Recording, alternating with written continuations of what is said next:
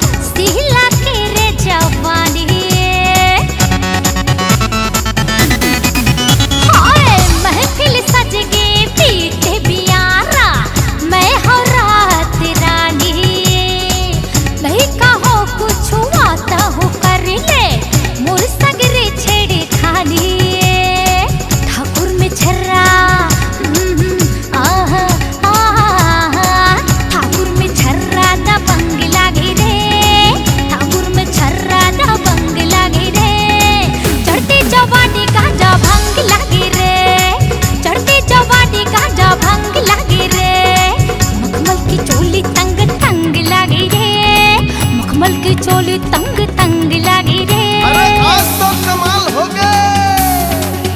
हाँ, चढ़ती जवानी गांजा भंग लागे